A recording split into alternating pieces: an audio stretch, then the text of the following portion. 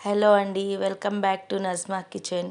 ఈరోజు లంచ్ బాక్స్లోకి paneer fried rice చేసుకుందామండి. 200 గ్రామ్స్ పన్నీర్ తీసుకున్నానండి. ముందుగానే ఇలా కట్ చేసి పెట్టుకున్నాను చిన్న పీసెస్గా. స్టవ్ మీద కడాయి పెట్టుకొని 1/2 స్పూన్ ఆయిల్ వేసుకొని వేడయ్యాక మనం కట్ చేసి పెట్టుకున్న పన్నీర్ వేసేయాలండి. అందులోనే 2 స్పూన్స్ వరకు టమాటా కెచప్ వేసుకోవాలి. కొంచెం సాల్ట్ వేసుకుందామండి. అందులోనే 1/2 స్పూన్ వరకు కారం వేసుకుందాము.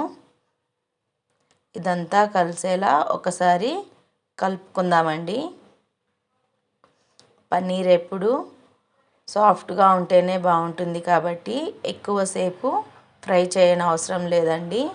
గట్టి పడిపోతుంది, తినేటప్పుడు పళ్ళ కింద రబ్బర్లా అనిపిస్తుంది. సో ఎక్కువసేపు ఫ్రై చేయకూడదండి. ఒక 2 మినిట్స్ అలా కలుపుకొని ఈ టైంలో ఒక బౌల్లో తీసేసుకుందామండి.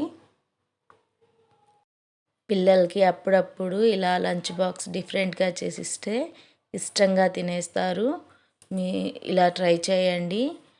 అదే కడాయిలో ఇంకొక స్పూన్ వరకు ఆయిల్ వేసుకొని హీట్ అయ్యాక మనం వెజిటేబుల్స్ వేసుకోవాలండి. మీ దగ్గర ఏ వెజిటేబుల్స్ అవైలబుల్లో ఉంటే అవి వేసుకోండి.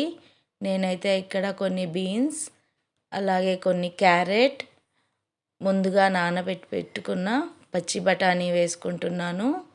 అందులోనే 2 పచ్చిమిర్చి కట్ చేసి వేసుకుంటున్నానండి. ఫ్రైడ్ రైస్కి వెజిటేబుల్స్ హై ఫ్లేమ్లోనే కుక్ చేయాలండి. ఈ వెజిటేబుల్స్ కుక్ అవ్వడానికి నాకు 7 to 8 మినిట్స్ పట్టింది. అందులోనే కొంచెం సాల్ట్ వేసుకోవాలండి. ఆల్రెడీ మనం పన్నీర్లో సాల్ట్ వేసున్నాం కాబట్టి వెజిటేబుల్స్కి సరిపడా సాల్ట్ వేసుకొని కుక్ చేసుకోండి. వెజిటేబుల్స్ అన్నీ కుక్ అయిన తర్వాత మనం ముందుగానే ఉడికించి పెట్టుకున్న రైస్ వేసుకోవాలండి. రైస్ వేసుకున్న తర్వాత అందులోనే 1/2 స్పూన్ వరకు గరం మసాలా, 1/2 స్పూన్ వరకు మిరియాల పొడి వేసుకోవాలి. అందులోనే కొంచెం కొత్తిమీర వేసి ఈ మసాలాలన్నీ రైస్కి బాగా పట్టేలా కలుపుకోవాలండి. ఇలా ఒక 5 మినిట్స్ వరకు రైస్ అంతా కలుపుకోవాలి. నేను పిల్లల కోసం చేస్తున్నాను కాబట్టి ఇందులో కారం కొంచెం తక్కువగానే వేసానండి. మీరు కావాల్సి ఉంటే ఎక్కువ వేసుకోండి. నేను ముందు చెప్పినట్టు రైస్ అంతా మసాలాలు పట్టేంత వరకు ఒక 5 మినిట్స్ వరకు మంచిగా ఫ్రై చేసుకోవాలండి కలుపుకుంటూ.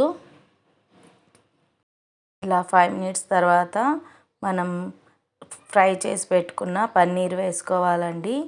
పన్నీర్ అంతా వేసి ఒకసారి మళ్ళీ మొత్తం కలిసేలా కలుపుకుందాం. పన్నీర్ ఎక్కువగా కలిపేయకండి, విరిగిపోతుంది. అంతే అండి, ఎటువంటి సాసెస్ వేయకుండా మన ఇంట్లో ఉండే సింపుల్ ఇంగ్రీడియంట్స్తో టేస్టీ అయిన పన్నీర్ ఫ్రైడ్ రైస్ రెడీ అయిపోయింది. ఈ రెసిపీ నచ్చితే లైక్ చేయండి. లైక్ చేయడం మాత్రం మర్చిపోకండి.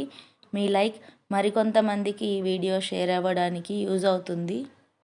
అలాగే మీ రిలేటివ్స్కి షేర్ చేయండి.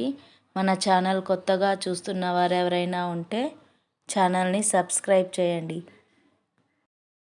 ఈ రెసిపీ మీరు కూడా ట్రై చేసి ఎలా వచ్చిందో కామెంట్ రూపంలో చెప్పండి. అంతే అండి ఈ వీడియో. మళ్ళీ నెక్స్ట్ వీడియోలో కలుసుకుందాం.